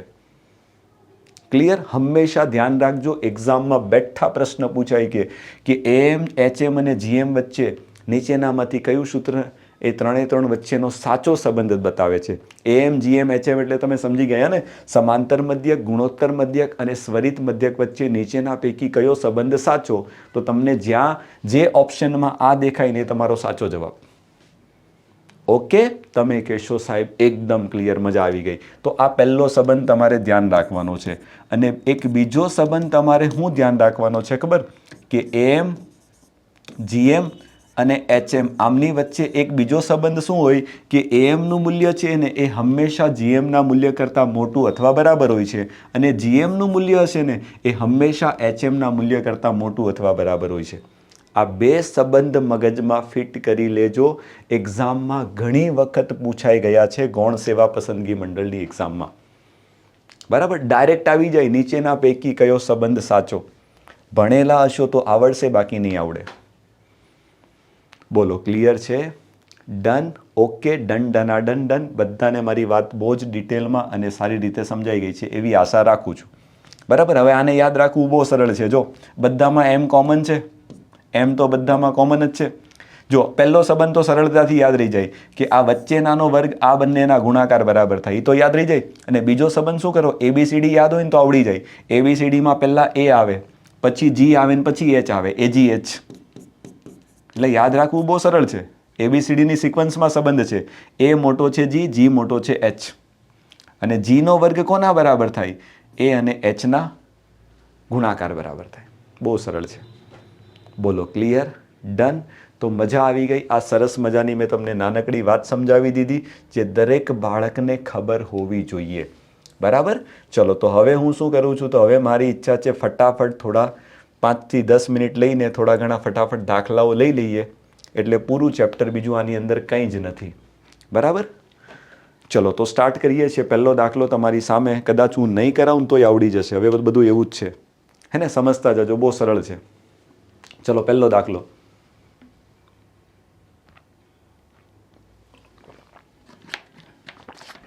7 અને 28નો ગુણોત્તર મધ્યક કેટલો થશે? ગુણોત્તર મધ્યક કેમ થાય? વર્ગમૂળની અંદર a ગુણ્યા b, a એટલે 7, 7 ગુણ્યા 28, બરાબર. હવે ગુણાકાર નહીં કરતા, તમે સમજદાર બાળકો છો તો 7 એમને એમ રાખો. 28ને શું લખાય? 7 ગુણ્યા 4 લખાય. ચલો તો 7 ગુણ્યા 7નું વર્ગમૂળ કાઢીશું તો 7 અને 4નું વર્ગમૂળ કાઢીશું તો 2, તો 7 દુ કેટલા? 14 તમારો જવાબ. ક્લિયર? GM. શું તમને મારી વાત સમજાય છે? ગુણોત્તર મધ્યક થોડી વાર પહેલા તો સમજાવી દીધું. બસ કંઈ નથી, હવે પૂરું. દાખલા બધા આવા જ આવશે, એ આ એક્ઝામના પરફેક્ટ દાખલાઓ છે, ધ્યાન રાખજો. હવે મજા આવશે. આ બંનેનો ગુણોત્તર મધ્યક કીધું છે. ચલો તો ગુણોત્તર મધ્યકનું સૂત્ર શું છે? તો GM બરાબર વર્ગમૂળની અંદર કોણ? તો વર્ગમૂળમાં 7 ગુણ્યા વર્ગમૂળમાં કેટલા? 343. ખતરનાક. જોજો, સમજજો. હવે શું કરશું? હવે આ તો એ જ બાળક ગણી શકશે જેને શું, જો આ બે વર્ગમૂળ શેના થયા ખબર? આ તમારો a છે, આ ગુણ્યા a ગુણ્યા b અને આખાનું વર્ગમૂળ. તો થોડી વાર એવું લાગે ને તો આખું વર્ગમૂળ રવા દો. હવે જો યાદ કરો, હું તમને આવું ભણાવી ચૂક્યો છું કે વર્ગમૂળમાં a ગુણ્યા વર્ગમૂળમાં b હોય ને તો તમે આને વર્ગમૂળમાં a ગુણ્યા b આવું લખી શકો. લખી શકાય. તો તમારી ઈચ્છા થાય ને તો તમે શું કરી શકો ખબર? આ વર્ગમૂળમાં 7 છે ગુણ્યા એને વર્ગમૂળમાં 343 આ જે દેખાય છે ને એને તમે શું લખી શકો? એક જ વર્ગમૂળમાં લખી શકાય. 7 ગુણ્યા અને 343ને કદાચ ઈચ્છો તો 7નો ઘન લખી શકાય. ઘાત અને ઘાતાંકના નિયમો યાદ કરો, જો તમારું કામ પતી ગયું. હવે 7ની 3 ઘાત છે અને અહીંયા 7ની 1 ઘાત છે, બંનેના આધાર સરખા, ગુણાકાર, તો ઘાતનો સરવાળો થાય એટલે ખરેખર આ શું છે ખબર? 7ની 4 ઘાત છે. અને 7ની 4 ઘાતનું જો વર્ગમૂળ શોધવામાં આવે, 7ની 4 ઘાત છે એનું જો વર્ગમૂળ શોધવામાં આવે તો વધે કેટલો જવાબ ખબર? 7નો વર્ગ વધે. કેટલો વધે? 7નો વર્ગ વધે. એટલે ખરેખર આનો જવાબ કેટલો આવે ખબર? આ જે બ્લેક બોક્સમાં દેખાય છે ને આનો જવાબ 7નો વર્ગ આવે. તો હવે શું કરો? જો અંડરરૂટ મોટું છે અને એની અંદર આ 7નો વર્ગ આવે તો વર્ગમૂળ પાછું ઉડી જશે, તો ખરેખર તમારો જવાબ કેટલો આવશે? 7 આવશે. ધ્યાન રાખજો, બહુ જ મસ્ત પ્રશ્ન છે. બરાબર, ઘન આવડે એટલે પ્રશ્ન આવડી જ જાય. ઓકે, ચલો તો આઈ થિંક બધાને મારી વાત બહુ જ સારી રીતે સમજાઈ ગઈ છે ને એકદમ સરળ છે. તો લેટ્સ મૂવ, વધીએ આગળ નવા પ્રશ્ન તરફ. જોજો શું કહે છે, બરાબર સમજજો. એક ગુણોત્તર શ્રેણીમાં સામાન્ય ગુણોત્તર અને પાંચમું પદ. સામાન્ય ગુણોત્તર એટલે કે r અને પાંચમું પદ એટલે કે t5 કેટલા આપ્યા છે? સામાન્ય ગુણોત્તર અનુક્રમે 3 અને t5ની કિંમત કેટલી આપી છે? 324 આપી છે. તો પ્રશ્નમાં શું કીધું છે? પ્રથમ પદ એટલે કે a શોધો. ચલો હવે યાદ કરો, ગુણોત્તર શ્રેણીમાં nમું પદ શોધવાનું સૂત્ર બધાને ખબર છે. t5 બરાબર a તમારે શોધવાનું છે. r તો r ની કેટલી ઘાત આવશે? 5માંથી 1 જશે એટલે 4 ઘાત આવશે. બરાબર. ચલો તો તમારે a શોધવાનો છે. તો a બરાબર કેટલા? તો સામે 324 છે અને છેદમાં કેટલા આવશે? r ની 4 ઘાત. તો r ની 4 ઘાત કેટલી થશે? બોલો. 3ની 4 ઘાત. આંગળીના ટેરવે ગણો. 3 9 81 આવું છે ને? ભૂલ કરીએ છીએ, 1 સેકન્ડ. પ્રથમ પદ શોધવાનું છે ને? હા. તો 3 છે ને, તો કેટલા આવશે? 3 9 27 અને 81 કેટલી વખત આવશે? 4 વખત આવશે 81. ચલો તો a બરાબર કેટલા આવશે? તો બોલો 324 ને 81 વડે ભાગવાના છે તો જોતા જ ખબર પડી જાય. કેટલા? 8 ચોક 32 ને 1 ચોક 4. સીધા કેટલા વડે જશે? 4 વડે જશે. બસ પતી ગયો મારો જવાબ. a બરાબર 4. મસ્ત દાખલો છે. જો આ પરફેક્ટ દાખલો છે. આ રીતના દાખલા એક્ઝામમાં બનશે. tnનું સૂત્ર આવડવું જરૂરી છે. tn બરાબર a ગુણ્યા r ની n-1 ઘાત. તો પાંચમું પદ છે તો અહીંયા t5 મૂકવાનું. તો t5 બરાબર a શોધવાનું છે. r તમને આપેલો છે 5 - 1 એટલે 4 બરાબર કેટલા? તો પાંચમું પદ તમને આપ્યું છે બરાબર 324. મૂકી દો, સીધો જવાબ. ઓકે, એટલે મેઇન વસ્તુ શું છે? આ તમારા મગજમાં હોય. અને મેં તમને હજી કીધું છે, ઘણા બધા બાળકો મને કમેન્ટમાં કરે છે કે સાહેબ તમે સૂત્ર કેમ નથી લખતા? સૂત્ર લખો તો અમને ખબર પડે. ભાઈ સૂત્ર જો બધા દાખલામાં લખવા જશું ને તો સિલેક્શન ઘણું દૂર રહી જશે. એને હંમેશા મગજમાં રાખો, તમે કિંમત મૂકો, થોડી પ્રેક્ટિસ કરો, આ રીતે તો આવડશે. પણ આપણે શું પેલું સ્કૂલમાં ઘસતા આવ્યા ને, દરેક સ્ટેપ લખતા આવ્યા છીએ, એ બધી રીતે પાસ નહીં થવાશે. દુનિયા આગળ નીકળી જશે તમારાથી, તમે રહી જશો, લટકી જશો. હે ને? હા, એટલે ખાસ ધ્યાન રાખજો. ચલો નેક્સ્ટ. એક ગુણોત્તર શ્રેણીમાં પ્રથમ પદ અને ચોથું પદ જો એના જેવો સેમ છે. પ્રથમ પદ એટલે એ આપ્યો છે, એ બરાબર 5 આપ્યો છે. ને પછી શું આપ્યું છે? ચોથું પદ T4. તો T4ની કિંમત કેટલી આપી છે? 40 આપી છે. તો પ્રશ્નમાં શું કીધું છે? સામાન્ય ગુણોત્તર, એટલે કે આમાં ઊંધું કીધું છે R શોધો. ચલો તો TNનું સૂત્ર બધા જાણો છો. જોજો, T4 બરાબર લખું છું 40 બરાબર A. R તમારે શોધવાનો છે. અને એ એક કામ કરો ને, આપણને આપ્યો જ છે તો એની કિંમત મૂકી દઈએ 5 ગુણ્યા R તમારે શોધવાનો છે. અને કેટલી ઘાત? 4માંથી 1 જશે એટલે 3 ઘાત. ઓકે, ચલો હવે શું થશે ફાયદો? તો 5 40 વડે સીધા ઉડશે તો 8. તો 8 બરાબર શું થાય? R નો ઘન. અરે વાહ! તો R બરાબર કેટલો સરસ જવાબ, 2. એકદમ easy, option C. Okay, done, clear છે બધાને? મારી વાત મસ્ત સમજાવી ગઈ. ચલો લઈએ છીએ હજી એક સરસ મજાનો દાખલો. શું કહે છે જોજો. એક ગુણોત્તર શ્રેણીનું 5મું પદ 81 છે, પ્રથમ પદ 16 છે, તો ગુણોત્તર શ્રેણીનું ચોથું પદ શોધો. ઓકે. ચલો 5મું પદ T5. T5ની કિંમત 81 છે. ચલો T5 કેવી રીતે મળે? તો A ગુણ્યા R ની n-1 ઘાત. તો એ તમને આપી દીધો છે જો પ્રશ્નમાં કેટલો છે? 16. તો A એટલે 16 ગુણ્યા R ની કેટલી ઘાત થશે? તો 5માંથી 1 ઘાત જશે એટલે 4 ઘાત. તો એક કામ કરો, R ની 4 ઘાતનું મૂલ્ય કેટલું મળે? તો તમે કહેશો સાહેબ 81ને તમારે 16 વડે ભાગવાનું. આ શું મળી? R ની 4 ઘાતનું મૂલ્ય મળ્યું. હવે જો R તમારે જોતો હોય તો શું કરવું પડે? 4 ઘાત સામે જાય તો તમે બધા જાણો છો કે ઘાત સામે જશે તો એનો વ્યસ્ત થાય, એટલે 4 ઘાત છે સામે જશે તો ચતુર્થ મૂળ થશે. તો તમારે શું કરવાનું? 81 અને 16 બંનેનું ચતુર્થ મૂળ શોધવાનું. હવે ચતુર્થ મૂળ શોધવાનો મતલબ તમે બધા જાણો છો શું થશે? 2 વખત વર્ગમૂળ શોધવાનું થાય. હે ને? ચતુર્થ મૂળ તો ન આવડે, તો ચતુર્થ મૂળનો મતલબ જ થાય છે 2 વખત વર્ગમૂળ શોધવું. ચલો તો 81નું 1 વખત વર્ગમૂળ શોધીશ તો 9 આવશે, અને 9નું 1 વખત પાછું વર્ગમૂળ શોધીશ તો 3 આવશે. એ જ રીતે 16 માટે 16નું 1 વખત વર્ગમૂળ શોધીશું તો 4, અને પાછું 1 વખત શોધીશું એટલે 2. બરાબર? તો R બરાબર કેટલા થશે? 3/2. આ જવાબ નથી. હવે હજી આગળ જવાનું એક સ્ટેપ. તો તમને શું કીધું? ગુણોત્તર શ્રેણીનું ચોથું પદ, એટલે કે તમારે T4 શોધવાનું છે. ચલો બધાનું આ બાજુ ધ્યાન. તો T4 કેવી રીતે મેળવીએ? ડાયરેક્ટ જ લખીએ? તમે કહેશો હા સાહેબ. T4 બરાબર A. એટલે કેટલા? 16 ગુણ્યા R કેટલા? 3/2. અને કેટલી ઘાત? તો 4માંથી 1 ઘાત માઇનસ કરો એટલે 3. સીધું જ લખતા શીખો હવે જીવનમાં. 16 એમને એમ રહેશે. 3નો ઘન કેટલો? 27. 2નો ઘન કેટલો? 8.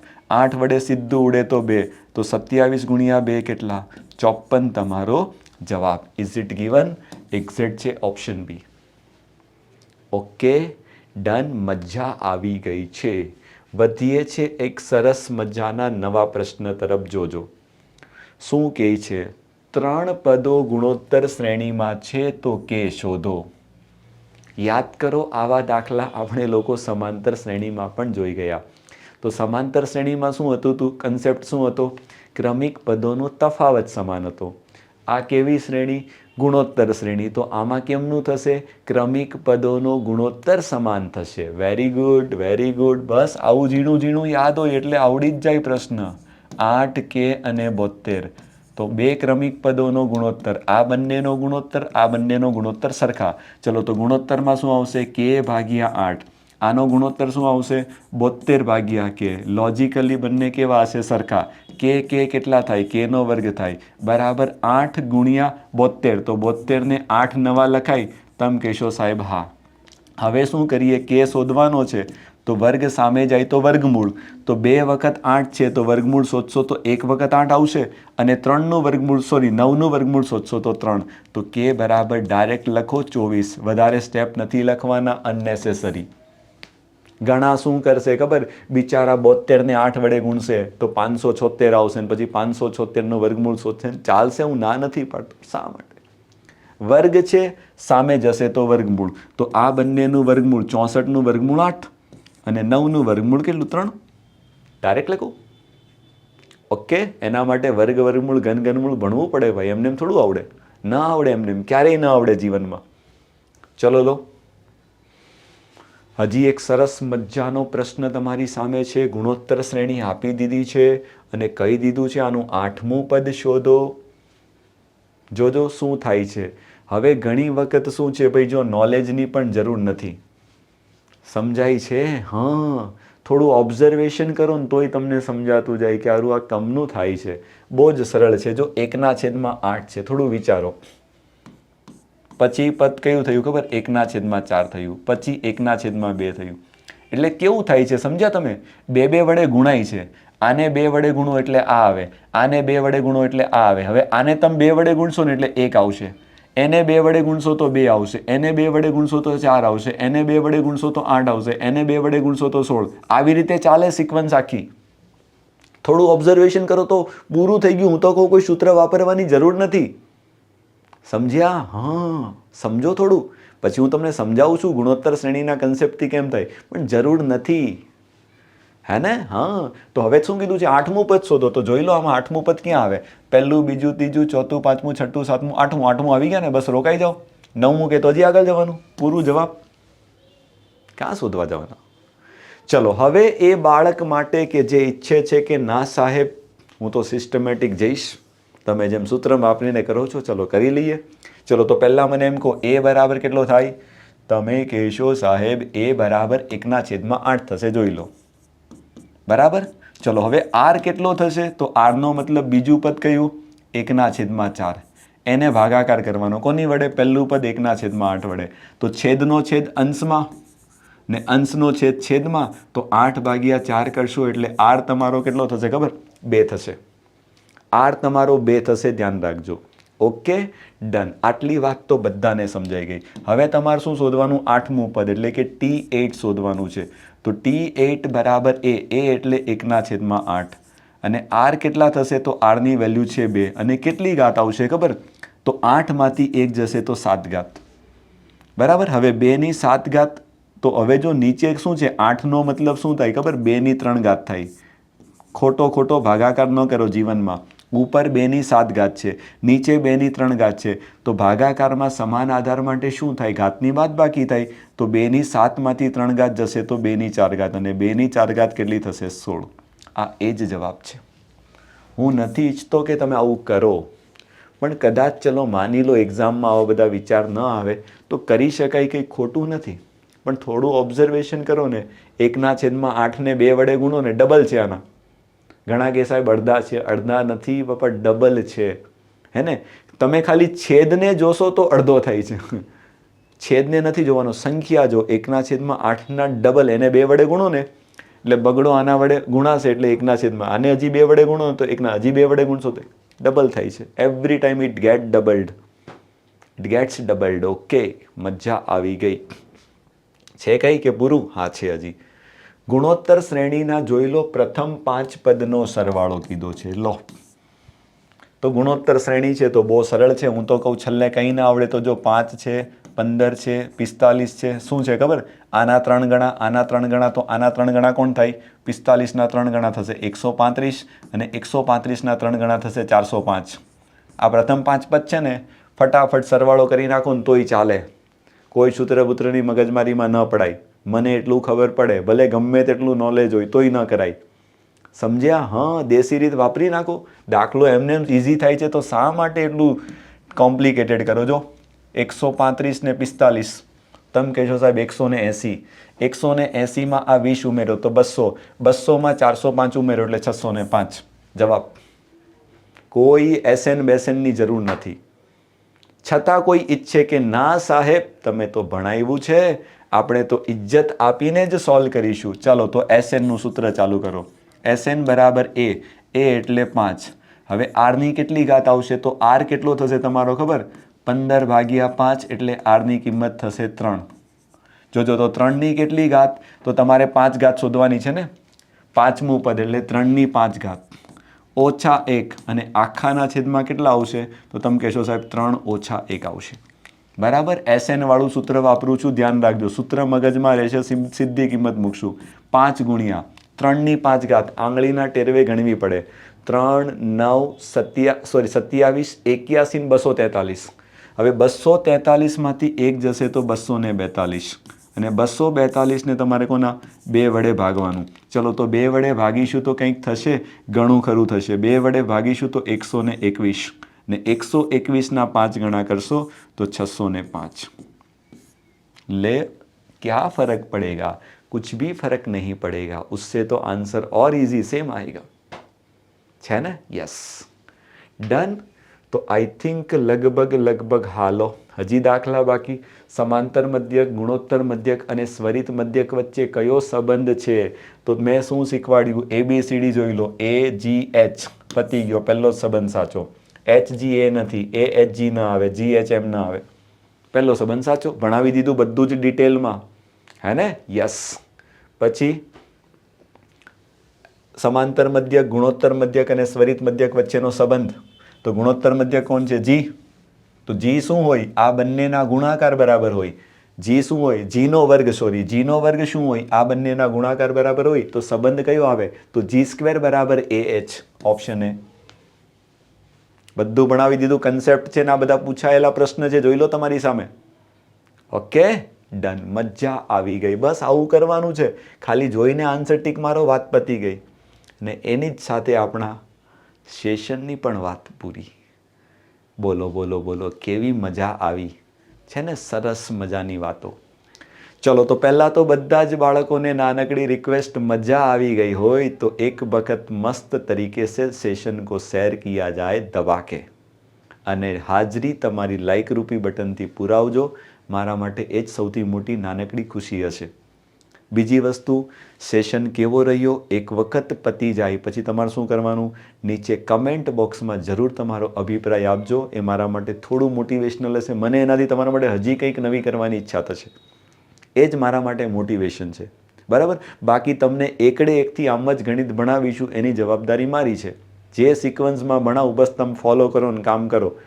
તમને આવડશે ને આવડશે જ, બરાબર. એટલું તો તમને મારા પર હવે વિશ્વાસ આવી ગયો છે, છેલ્લા 15-20 દિવસથી તમારી જોડે ભણો છો, કે ના યહાં અગર ये नाव में बैठ जाएंगे ना तो अपने तैर के बाहर निकल जाएंगे, बस. હે ને? એટલે એ બાબતે ટેન્શન નહીં લેતા. નાવ તમને બધાને, મારી નાવ, મારી નાનકડી હોડીમાં બેસાડ્યા છે. જવાબદારી મારી છે. બધાને તમને શું કરવાના છે? કિનારા ઉપર સહી સલામત પહોંચાડવાના છે. પણ એના માટે કન્ડિશન એટલી, જેટલું કહેવામાં આવે એટલું તમારે કરવાનું, એક સિક્વન્સ ફોલો કરવાની, બસ. અને રિગરસ પ્રેક્ટિસ કરો એટલે આવડશે જ. ઓકે. બીજી વસ્તુ, આ બધા જ સેશન ઓલરેડી આપણા ચેનલ ઉપર પડેલા છે, એકડે એકથી જોઈ લેજો. એપ્લિકેશન છે આપણી લર્નિંગ પોકેટ, એક વખત જરૂર ડાઉનલોડ કરી લેજો, બરાબર. હા, ત્યાં પણ તમને આ બધી જ વસ્તુ મળી જશે. અને લાસ્ટમાં આપણી Telegram channel learning pocket GPSC, space ક્યાંય મૂકતા નહીં, બસ. આને એક વખત સરસ મજાની જોઈન કરી લેજો. ફાયદો, અત્યાર સુધીના જેટલા સેશન થયા છે બધા જ સેશનની PDF, મારી હેન્ડ રિટન PDF તમને અહીંયા મળશે. સૌથી મોટો ફાયદો પ્રેક્ટિસ કરવામાં. Okay, done. ચલો તો આટલું જ અહીંયા રાખીએ છીએ. વધારે કોઈ વાત નથી કરતા. Social media, Telegram, Facebook, Instagram વગેરે ઉપર તમે લર્નિંગ પોકેટ જરૂર એક વખત સર્ચ મારીને ફોલો કરજો, બરાબર. તો આજે આટલું રાખીએ છીએ.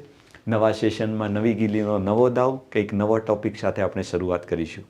ઓકે, ચલો તો થેન્ક યુ સો મચ. લગભગ નવા ટોપિકમાં માનીને ચાલો આપણે ગુણોત્તર અને પ્રમાણ જ શરૂ કરીશું, બરાબર. ચલો તો thank you so much. Bye bye, take care. બધાનું ધ્યાન રાખો. સરસ મજાની તૈયારી કરો. બહુ જ સમય ઓછો છે. તમારી જાતને 100 નહીં, 200 નહીં, 500 નહીં, જેટલા ટકા બને એટલા ટકા લગાડી દો. ઓકે, ચલો bye bye. Have a nice day. મળીએ નેક્સ્ટ સેશનમાં. Thank you.